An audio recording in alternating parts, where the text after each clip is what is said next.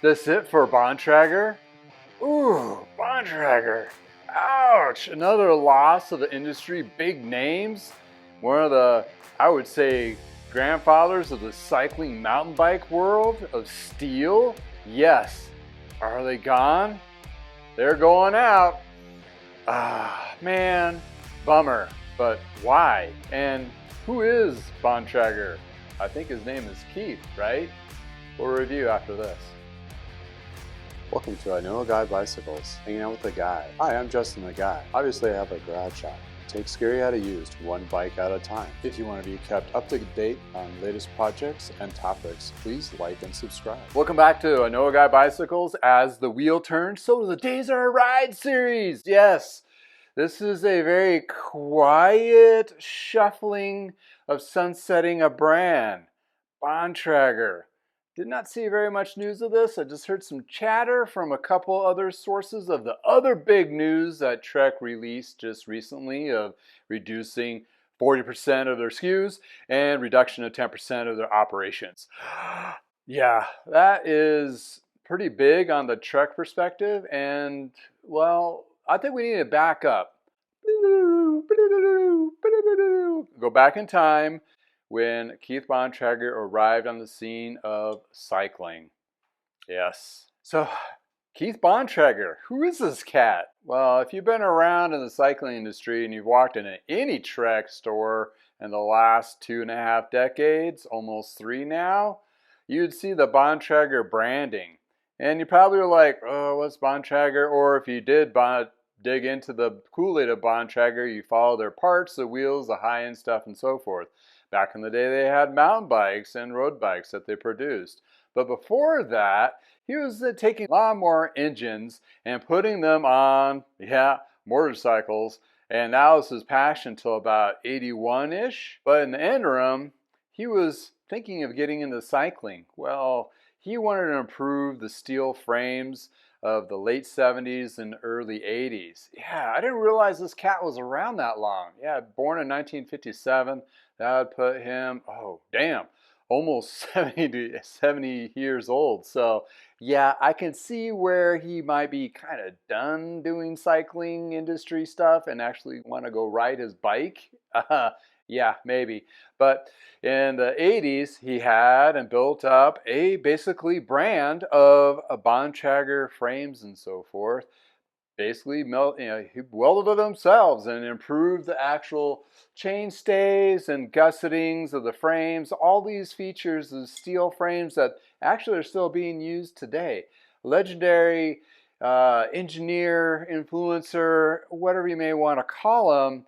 He is definitely a staple of the industry, as strong as Gary Fisher and, oh, that other guy, Richie. Bontrager is definitely within that same group of legends for sure. Well, Bontrager was doing pretty good out of California. He has a physics degree, which is kind of crazy to think. Also, he dabbled in welding frames, putting them together. A lot of history to this cat. Prior to even acquisition with Trek. Yeah, Trek purchased them back in 1995. Yep, that's right, 95. Ooh, that's a while ago. Well, what they did is kept the actual facility in Santa Cruz for a couple of years, pushed a whole bunch of good money into the actual branding, also built up legends like this out of that Santa Cruz facility, and few road bikes and cyclocross bikes.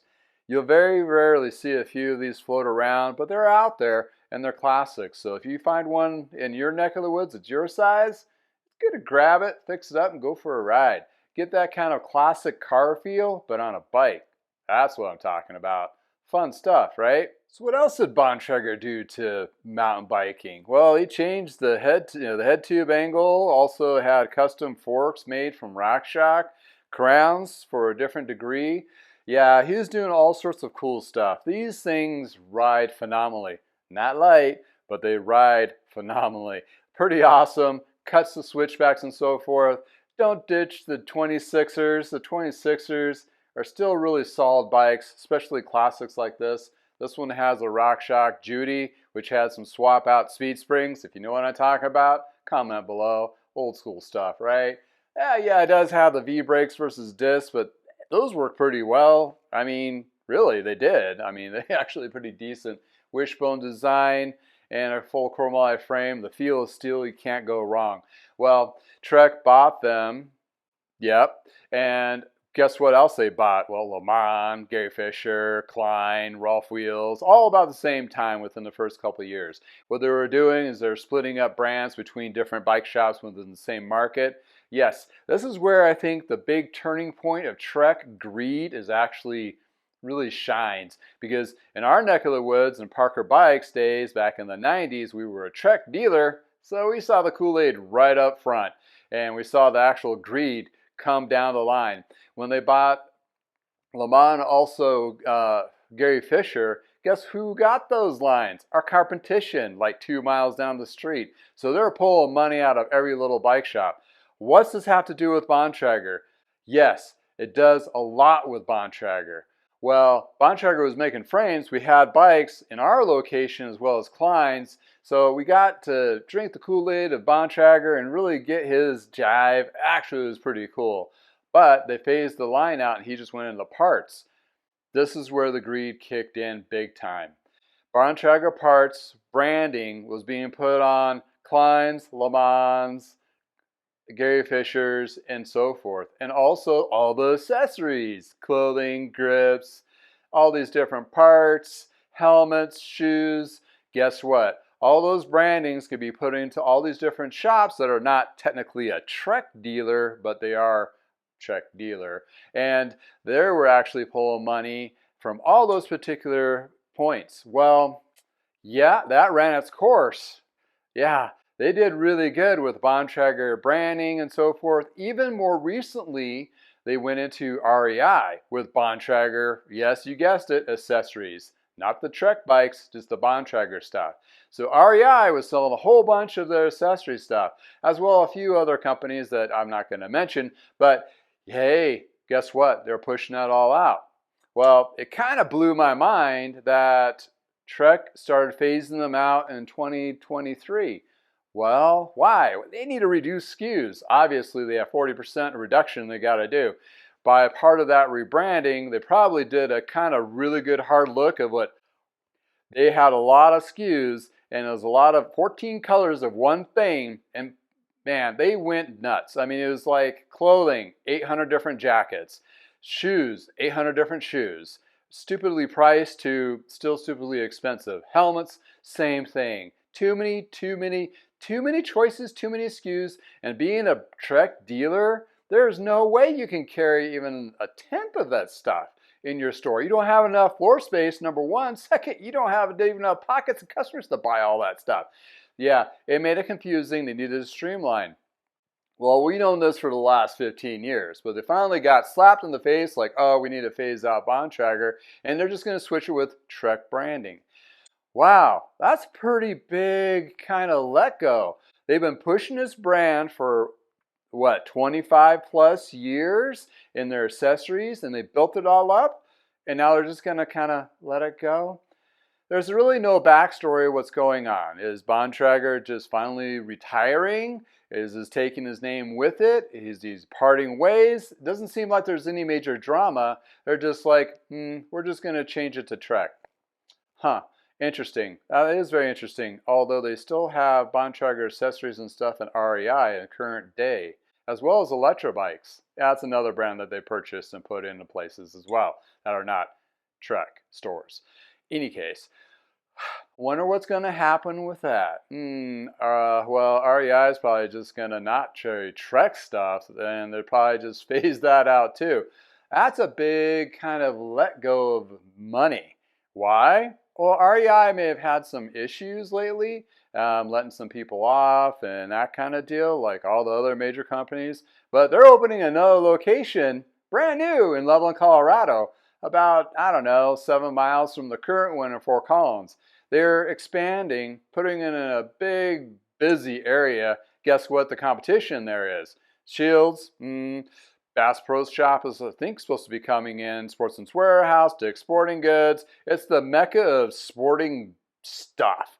They're going to throw their store in there too, as well as, guessed it, Trek store's there. Oh yeah, guess what? There's a Specialized store there too. Damn, there's a lot of stuff. Oh yeah, and there's also that stupid burger place that they put in there. Oh yeah, In and Out. Yeah, traffic's been all effed up ever since that's happened. So who wants to go out there anyway? I don't know. Back to Bontrager. Yes, a classic, a legend. This guy has actually innovated the cycling world through the Trek lens as an engineer perspective. Yes, awesome. Just as big as influence is probably Gary Klein.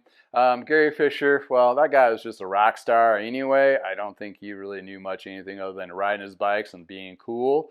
But other than that, Bontrager did a lot of different things with wheels, helmets, and probably would not know the whole story behind the scenes.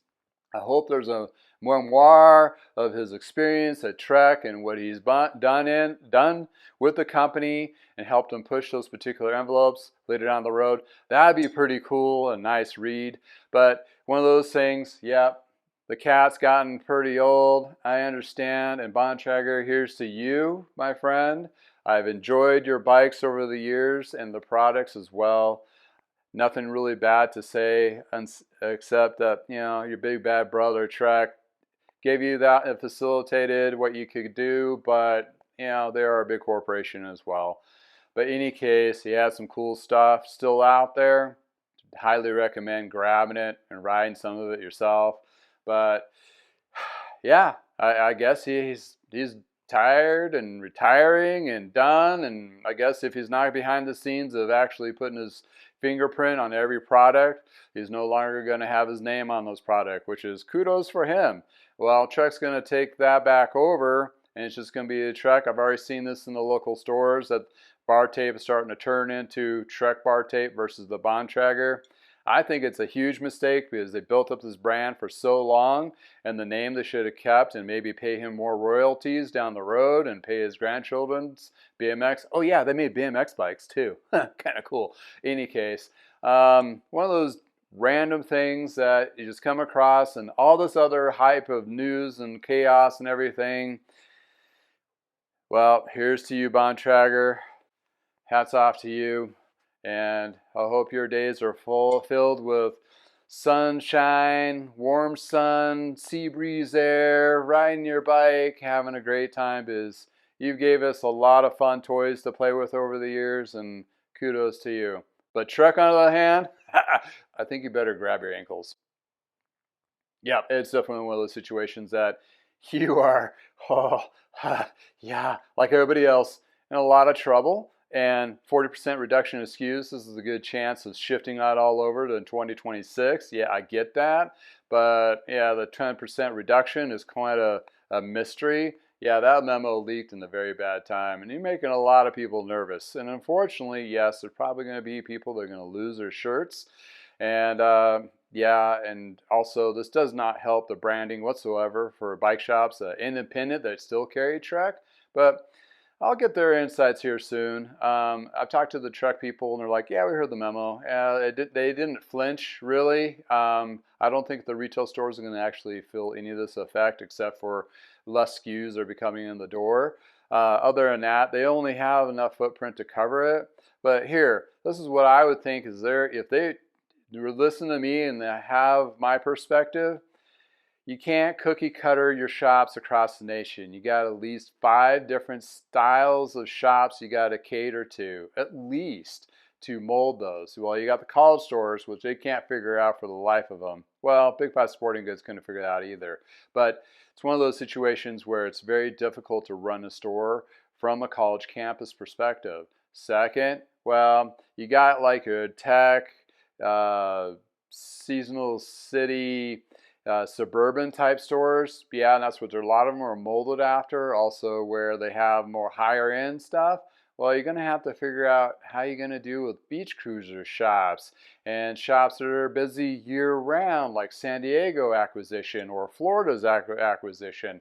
Yeah, yeah, they have a lot of learning still to do, and Specialized better be taking notes, because once they get bigger and add a lot more stores in those different markets, they're going to have the same problems, same issues, and they're going to have to learn that, as well as, guess what, Pon, another one under Mike's Bikes, which is Canada, Cervelo, and those other brands. but having the Giant moving into Dick's Sporting Goods, yeah, Dick's Sporting Goods is up 5% from last year, the year before, so they had a fourth quarter gain, so they had a good year considering. I believe Giant is down like 18 or 19%. Not good for them. So yeah, you can see why they're pushing as much product in different places to kind of offset that. But in any case, that's a little sidebar of what's going on in the state of the industry as I see it. Yeah, and Bontrager, this is your salute. Thank you for hanging out and doing all this great stuff over the years, and I hope you have a very great retirement. That's if you're doing that. In any case, thanks for hanging out with me in the garage. If you have Bontrager stories, please smash them down in the comments below. I'll have some details of the history of Bontrager in the description as well. Thank you for hanging out with me. I hope you have a wonderful day. If it's nice in your neck of the woods, please go for a ride. Just do it. It's just, yeah, it's one of those things. Until next time, from the garage. Power boost! Woo!